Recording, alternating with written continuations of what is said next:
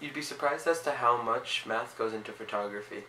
Though nowadays with cameras we don't really need to use as much math as we did before, there are some very important rules to photography that you might as well learn. The camera shutter speed is kind of like a door. When it's open it lets light in, when it closes it doesn't let light in. It's very simple. It's measured by time, so you'd see a lot of shutter speeds being like 1,000th of a second, 500th of or 1/500th of a second, 1/60th of a second, and actually, as a good tip and rule, you don't want to go past 1/60th of a second while you're holding the camera. The faster your shutter speed, the better it is for fast moving objects. You can get them crisper. So a lot of sports photographers would use 1/4000th of a second to like 1/500th of a second. Actually, you could go almost all the way down to 160. Again, 160 is dangerous, but to get a crisper shot of any sports, running, or anything fast, you want to go higher.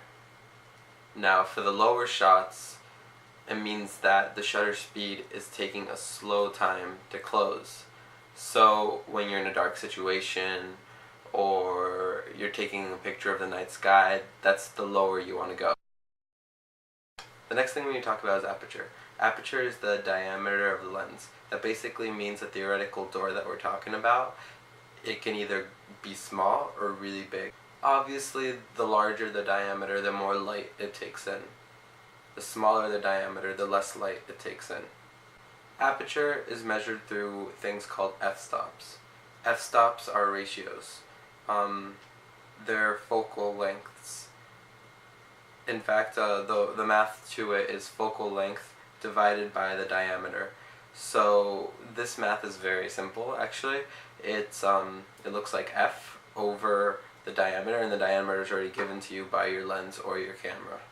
The built-in f-stop scale comes from taking the square root of 1, 2, 4, 8, and 16, making it 1, 1.4, 2, 2.8, and 4, and so on.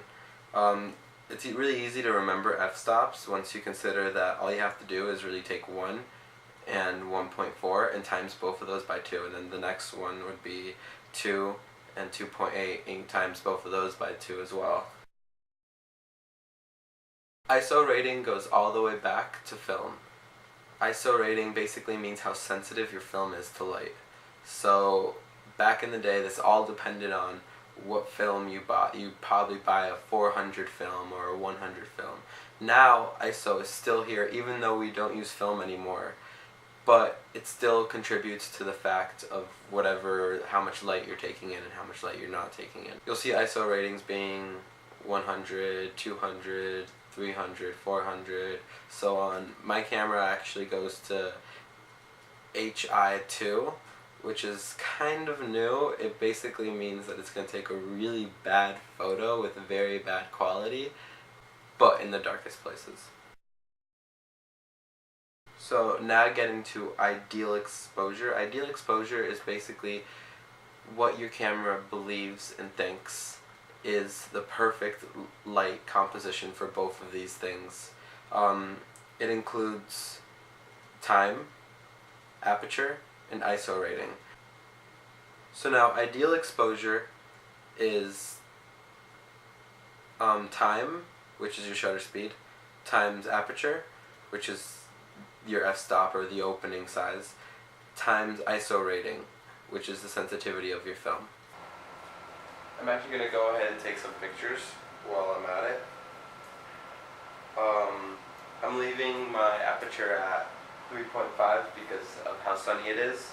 I'm also going to leave my shutter speed at 1/250 of a second because I'm going to be shooting my dog and he probably moves a lot, who knows.